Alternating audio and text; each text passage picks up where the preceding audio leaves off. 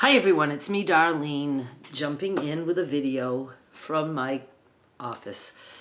I wanted to do a car vlog because I haven't done one in a while, it seems, and I just like talking in my car and I miss it. But we went out and did some stuff and I thought I could just go park somewhere and do a car vlog. I don't like to do it like right in front of my apartment because my neighbor might see me. I have a neighbor update. Anyway, I don't want anybody coming out saying, "Are you all right? Why are you sitting in your car?" The places that I usually do it in the apartment complex, nobody bothers me.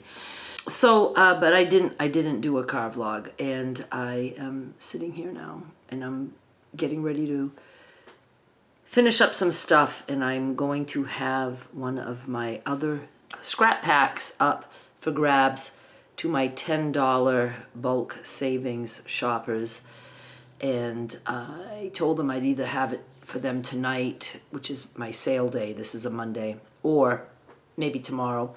I might start adding some things during the week just because I get anxious and I want to show them the new things.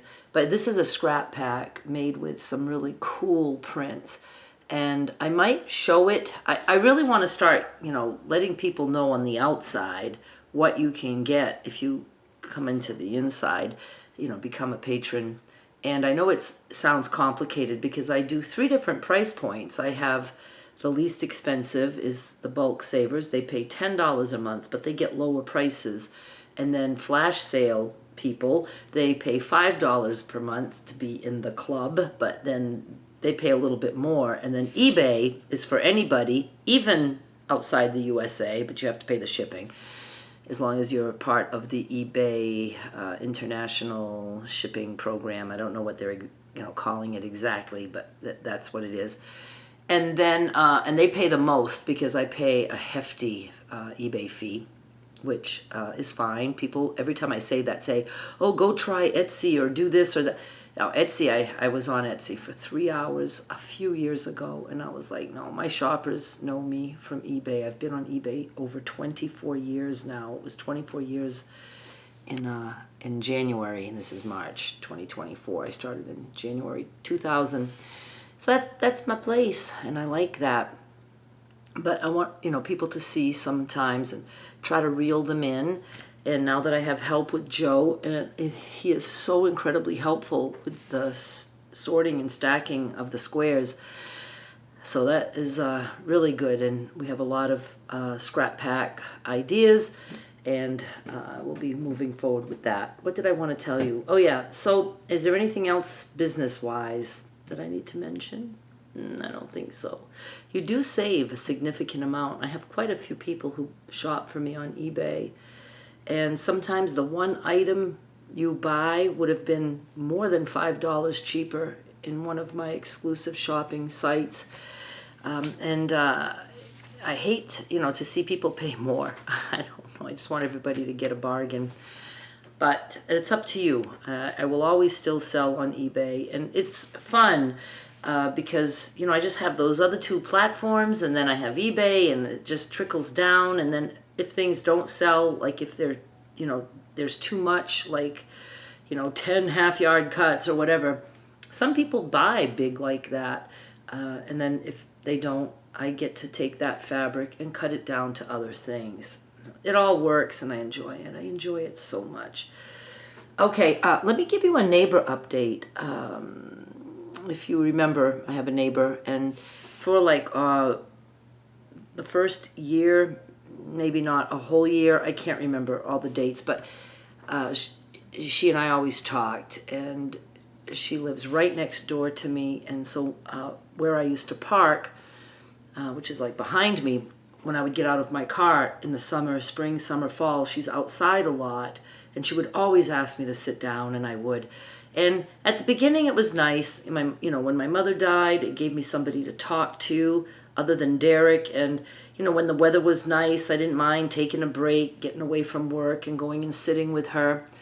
But when I started going out, she started getting very controlling and telling me what I can do, what I can't do, and not to see men, and don't you go to Memphis, and all these things. And I would get really tired of it, and it was hard to get away from her or to say, I really can't talk right now. You know what I mean? It's like I started getting tired of that part, and I mostly didn't want to talk anymore because it was, you know, starting to just be not pleasant at all. And then it came to a head one day, and she was telling me again what to do or what to say or what not to say and stuff, and I told her I've had it. I mean, I quit. I quit my neighbor, and I you know, vividly remember just, you know, walking to my door, and instead of her saying something like, "Oh my goodness, I'm sorry, you know, I really, I shouldn't say that," because I was telling her repeatedly, "Please, you have to stop telling me what to say, what to do, who to hang with, who to see." You know, I was like, you know, it's my life and I'm going to do what I want, and you need to stop telling me. So instead of her saying something like, "Oh shit, you know, Darlene, wait, I'm sorry, you know, come back, please, I didn't mean it," or what. No, she was like, you know, she was like bitching at me as I was walking away, like there was something wrong with me, you know, because I was not letting her say what she wanted to say. That happened at the beginning of 2023, I do believe. And I never spoke to her again, and I did a video on that. I started parking on the other side, so when I come out my door, I go down a little alleyway, and my car is on that side. So when I come home, you know, if she's on her porch, on her little patio, we never see each other. So the only time it sucked is if we both happened to be going out of the apartment at the same time. But if she was coming in, I could see her, and I would just shut the door and wait till she went in.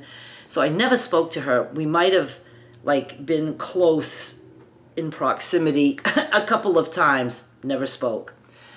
And then Joe moved in. I never told you guys this.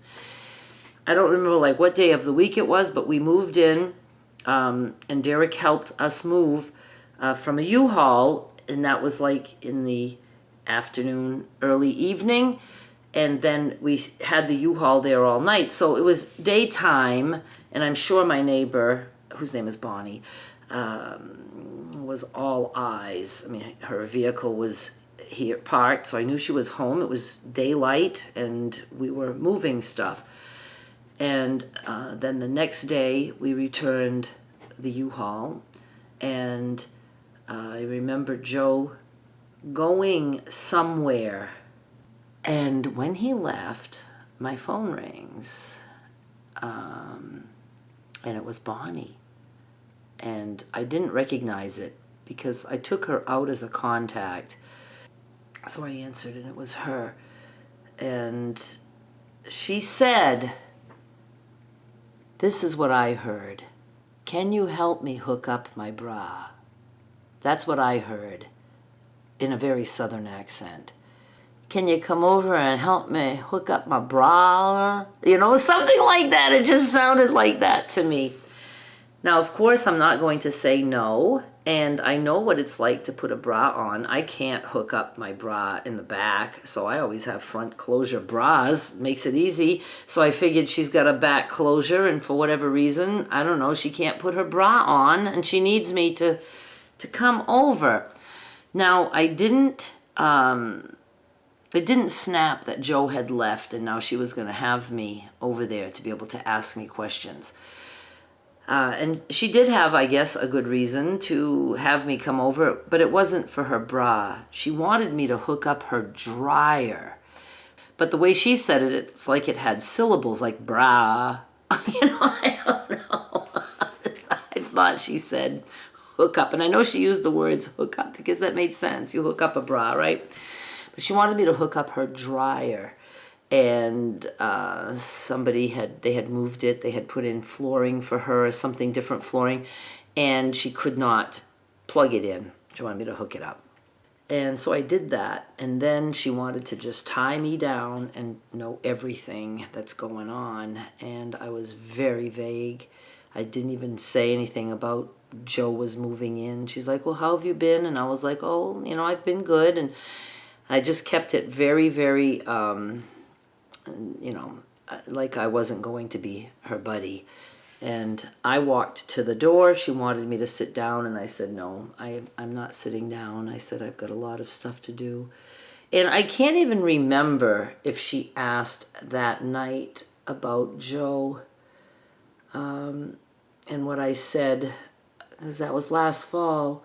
So I don't really remember, but I just didn't give any details at all. If I said anything, I might have just said, that's my boyfriend. But I don't remember saying anything about anybody moving in or anything like that. So after that, especially with Joe here, we started parking that on this side again. He likes that side better. And so I would run into her a little bit, and I was able to keep it very casual. I have not sat down with her. I will not do that. I've actually seen her in Walmart a couple times, which I never ran into her before, but now, it's okay. I just say, hi, Bonnie, and that's it. But that's it. So I'm not her buddy, but boy, she was curious to know what was going on. I don't know what else I wanted to talk about. I wasn't expecting to talk about Bonnie. I didn't even think about it. But yeah, that's how it's going with her. Other than that, maybe I should just sign off because I have a lot of stuff I want to do. I have not done my big stitch quilting on my quilt block of the month yet because I've been busy trying to get the sale ready. And, Joe was like, he saw fabrics that he really liked. I got a shipment of all 8 half-yard cuts, not 8-yard cuts, half-yard cuts, a whole bunch of different prints, and those are the ones I'm doing the scrap pack. He's like, these are awesome. You can sell these. What are we going to do with these? I said, we'll do a scrap pack so you can help. And he does want to sit at the sewing machine and try sewing, and I've said that, I will record that. He's like all for it. So I hope we can do that. He's been down, his sugar levels are up and down, and he did see a doctor, and I did have to call the ambulance. First time that I have him not be responsive at all. And I still tried, but he couldn't even swallow juice, so I said, no, we're not doing that. So I called an ambulance, and I told them that I had heard, somebody in the comments said that they used to have people out, like, I don't know if it was a relative or a neighbor or whatever, but like almost every 3 days, and they give them a D50 injection, which Joe says is saline and sugar or whatever. I don't know. It could be other things too. But so I mentioned when I called for an ambulance that I would like to know if that's possible, that he can have that. And I wanted to make sure they had that on hand. And if we could maybe, not have to go to the hospital. So they came, and, they asked me a few questions.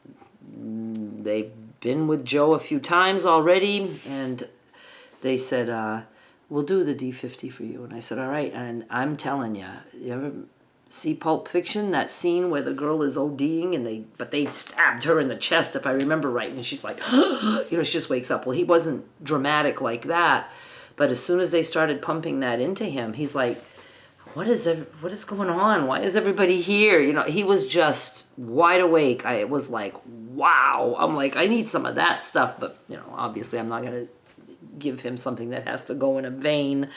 So that was cool. But she said, we are supposed to take him if we give him this at home. And I said, well, what's the point then, But she said, if you promise to eat, she's talking to Joe, she said, because this doesn't last that long and you'll just bottom out again. So she says, you have to eat. So I said, oh, I'll make sure. And she says, do you mind, can you start getting it ready? She says, so we can say that we see you prepping the food before we leave. And I was like, yeah, absolutely. So he said he wanted egg sandwiches. So I said, I'm going to fry him 2 eggs, make him 2 sandwiches. And they saw that I was doing that, and we were still chatting a little bit. And, the sandwiches were almost ready. And I said, don't worry, he will eat. And he was already now sitting in his chair. So it was all good. He didn't have to go to the hospital. And he felt great after that. He ate, and we went back to bed. We slept a couple of hours. That was like at 5 in the morning when I got up to go to the bathroom. And I always check him when I wake up. even if I'm just rolling over. And we slept a couple hours and went out and had a great day. He wasn't wiped out, but he was low again this morning. And I know a lot of you say he doesn't take care of himself, but he does. His brittle diabetes, the brittle part is just unpredictable for him. And he did go to the doctor, and I think there's talk about possibly having him try a pump again. Those things don't generally work for him. He's done all of the things. He's done all of the things. I just want to let you guys know that. But it's a big part of my life, his diabetes. So I like to be able to tell you guys, what we do. And most of you enjoyed the fact that I showed you what it was like in the morning when he talks funny and says silly things. And some of you just thought it was awful that I would show such a thing. But the people who said good things appreciated that, because it was interesting to them to see. They didn't know. They have nobody who's a diabetic, and they just had no idea it could be like that. So there's always going to be people who like what I show and people who don't like what I show. And there's always going to be people who, oh my God, they latch on to me because they couldn't believe I said fuck during a sewing video. They're like, oh, that's how I talk when I sew. So they liked that. Other people are so offended. So I am, absolutely confident that the only thing I can do is do exactly what I want, do me, and there's always going to be people who enjoy what I do. I got interrupted, and then I forgot what I was talking about. So I had to edit the first part of this video so I would know what I was talking about. And I ended, I was talking about, just doing my own thing. And that's just what I've done for the past 9+ years. And the reason I'm still around is because I've done what makes me happy, right? Because if you don't like what you're doing, you don't do it for that long. And I like what I'm doing, and I know I gave up the fabric there for a little bit.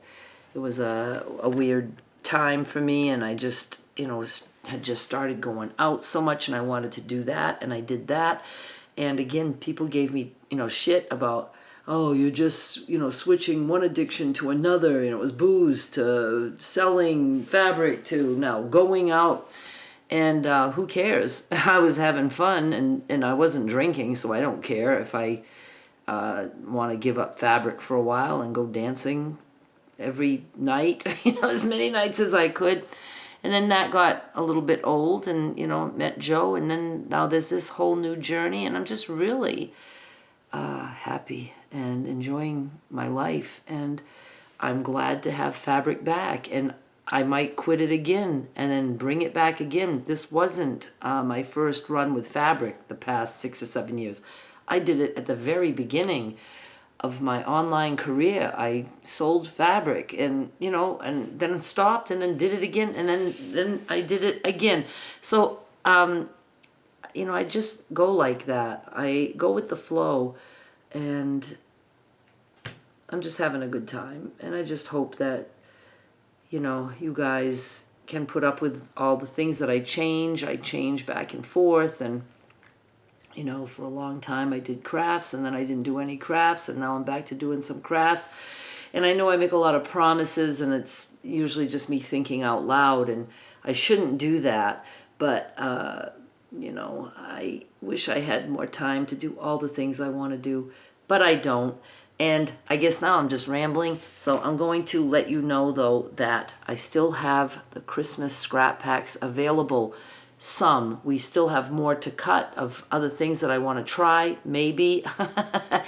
They're on eBay right now. They've been through my 2 levels of shoppers on my exclusive sales, and now they're on eBay, so go check it out. And my eBay name is Darlene Michaud. There's a link in the description of this video that will take you to my eBay store. Or go to my blog, darlenemichaud.com, and you'll see all kinds of stuff. Look in the sidebars, and you'll see links to things and all of that stuff. And I have decided that I'm going to also pick up some autumn, fall prints. I think that will be cool. And I will dabble a little bit with even Halloween. I wasn't sure about that. That's not as popular as Christmas, but I think I'd like to do that and, you know, do different scrap packs like that, but they're not all going to be holiday type things. The scrap pack that we have coming out tonight for my bulk savings shoppers is just some really cool prints. Let me show you right now.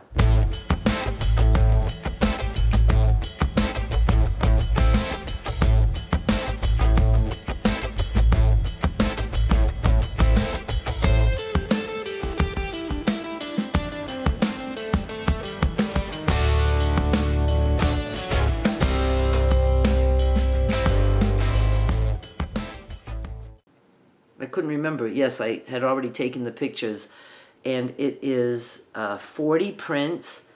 You get 2 of each print for this one, and they are 5 by 4. I'm trying to remember all these things, and it's I don't remember which price it is, but it's under $20. You get a nice little packet of scraps. But I call them scraps because I'm not precision cutting. They're about 5 by 4, but sometimes I might, you know, just be a little bit off or whatever. You could still use them, just sew them together and then just trim after the fact. But I call them scraps because I am not being really careful, you know. I'm just cutting, and if I'm a little bit crooked or whatever, I'm not going to worry about it. And I even do some scissor cutting on the fold, like I'll just slice through that way. So I have good luck when I do scrap packs. People like that. You can just add it to your scraps box or whatever and make some cool things. So I will also be doing some projects, obviously, with the Christmas prints and with other things. So I'm just happy, and I just wish I had a lot more time to do all the things that I want to do. But I'm doing the best that I can, and I'm enjoying life right now. And to those of you who want to tell me I'm going overboard, or I shouldn't be doing this, or I'm moving too fast, I might be doing all those things. That's because I want to do those things. Thank you so much for watching. Please subscribe, and I'll be back with more soon. Bye. Oh, and the info is always in the description box of my videos as to how you can become a patron or a YouTube member. Bye.